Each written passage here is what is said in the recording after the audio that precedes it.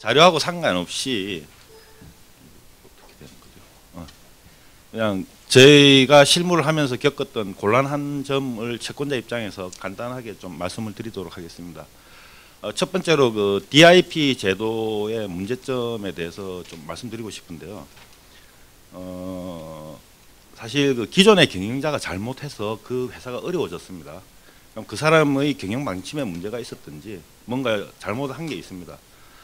그런 사람에게 그 사람에게 전문가라고 다시 맡겨서 살린다라는 건 사실은 좀 아니지 않느냐라는 게 좀 기본적인 생각이고요. 이게 어떤 문제가 있느냐면은 좀비 기업을 양산할 수 있다라는 생각이 듭니다.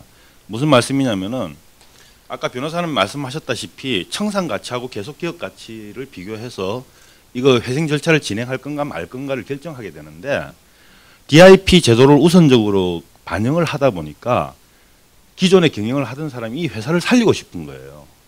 그러면 거의 계속 기업 가치가 좋게 나옵니다.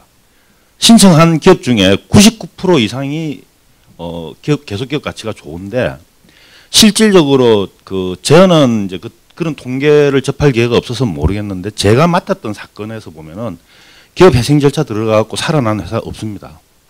다 다른 회사에서 사주지 않으면은 혼자 힘으로써 잘 못 살아납니다. 아까 변호사님 그 성공적인 사례로 말씀하셨던 쌍용건설이라든지 펜텍 이런 거 다 다른 회사에서 M&A 이 회사의 가치를 보고 돈을 더 넣어주는 회사가 생기지 않으면 자구적으로 살아나지는 않습니다. 그런데 계속기업 가치는 거의 다 높은 걸로 나타나는 그런 문제가 있거든요. 그래서 실제로 좀 좀비 기업을 양산하게 되는 문제가 있지 않느냐라는 게 있고, 두 번째로 경영권 유지를 위한 그 회생 절차를 좀 악용하는 사례가 왕왕 있습니다. 변호사님 말씀이 원칙적으로 맞죠. 이게 경영권이라는 거는 회생 절차까지의 경영권이고, 그 다음에는 이제 자기 주식이 없기 때문에 다른 사람에게 M&A 되거나 주인이 바뀌어야 되는 게 맞는데, 실제로 지금 진행하고 있는 업체 중에 하나도 자기 경영권을 놓지 않게 하기 위해서 지분율 50%를 확보하기 위해서 지금 안만 1년 정도 지금 밀고 당기고 하고 있어요. 은행하고 법원하고. 근데 기존의 경영자가 관리인으로서 안을 짜다 보니까 자꾸 이래 늘어지고 그 안 짜는데 1년 걸리고 있습니다. 지금 거의 뭐 회사 망가졌다고 보셔야 되죠. 두 번째로 이제 대표적인 게 그 세월호 사건의 유병헌의 사례를 보시면은 그 사람은 헤어컷하고 다시 인수하고 헤어컷하고 다시 인수하고 해서 축제한 사람이에요. 근데 그런 사람들이 생각보다 많다는 거죠. 그럼 이런 부분들을 어떻게 보완을 할 것인가 하는 것이 좀 큰 문제점의 숙제로 남아 있는 것 같습니다. 두 번째로 신규 자금 지원 문제는 이따 기축법하고 같이 관련돼서도 말씀드릴 게 있는데요. 지금 현재 은행에서는 회사에 대해서 워크아웃을 할래? 기업 회생으로 갈래? 은행은 무조건 회생으로 갑니다. 왜냐하면 신규 자금이 안 들어가기 때문이죠. 그 변호사님 말씀하셨을 때 이제 후손이 담보권이라든가 이런 부분 말씀도 하시고 하셨는데, 사실은 이 회생이 들어갈 정도가 되면은 기존의 대출 자금은 당연히 탕감돼야 되고요. 신규 자금이 들어갔을 때 정말 그 회수 자원이 있는가라는 부분에 대해서 상당히 고민을 해야 되는데 회수 자원 부분이 쉽지 않습니다.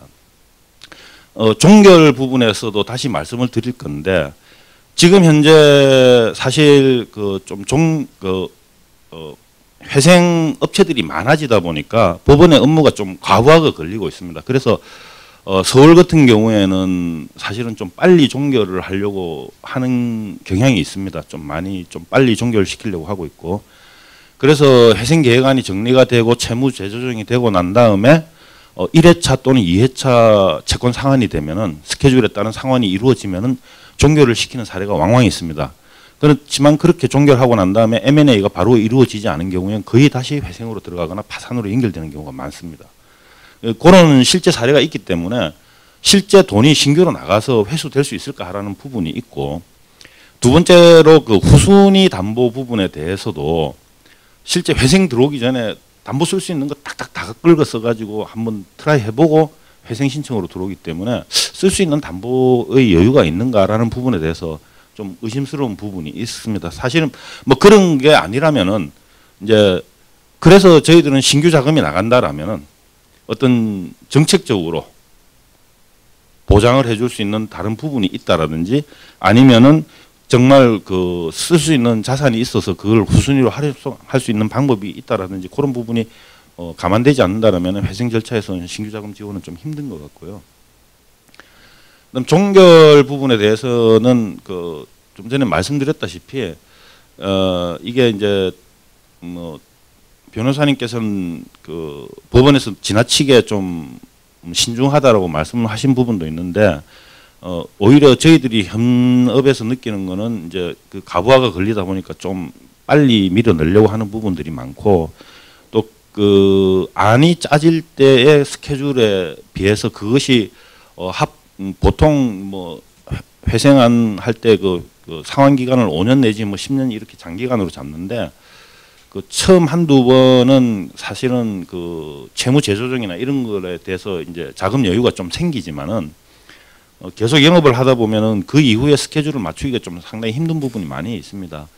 그런 부분에 대한 검토가 전문가적인 검토가 좀 취약하고 또 서로 뭐랄까 증명하기가 정말 힘들어요. 미래의 사건이기 때문에 은행에서 반대를 한다고 해서 반대의 근거를 정확하게 제시하기가 정말 힘듭니다. 근데 뭐 그 실사 자료가 그렇게 나왔기 때문에 그걸 믿고 하는데 사실은 실사 자료대로 잘 안 되는 부분이 많이 있다라는 거죠. 그래서 좀 이런 부분은 종결시키는 데까지 요건을 좀 강화해야 되는 부분이 아닌가. 뭐 예를 들어서 한 번, 두 번이 아니라 뭐 최소한 얼마 그 재무 비율 얼마 이상의 현금을 보유하고 있다라든지 아니면 몇 회 이상 뭐 상환이 됐다라든지 하는 상황이 좀 있어야 되고 그다음에 말씀드렸다시피 대부분이 M&A가 아니면 참 힘들고 새로 누군가가 자금을 넣어주고 새로 주인이 생기지 않으면 좀 힘든 부분이 있어서 그런 부분에 대한 강제 조항이 좀 있어야 되지 않겠느냐라고 뭐 간단히 생각해봤습니다. 뭐 전문 법원에 대해서는 전격적으로 찬성을 하고 있고요. 그리고 이제 뭐 다시 이제 전문 경영인 제도 부활하자, 관리자 제도 외부 제3자 관계없는 제3자를 하자라는 거는 좀 뭐 시대 역행적인 문제도 있긴 하지만은 저희들이 생각에는 만약에 그 기존의 경영자가 계속 경영을 한다라면 그걸 견제할 수 있는 채권자 입장에서 견제할 수 있는 사람이 필요하다고 생각되고요. 그런 부분에 그 제도적인 보완 장치가 좀 필요하지 않느냐.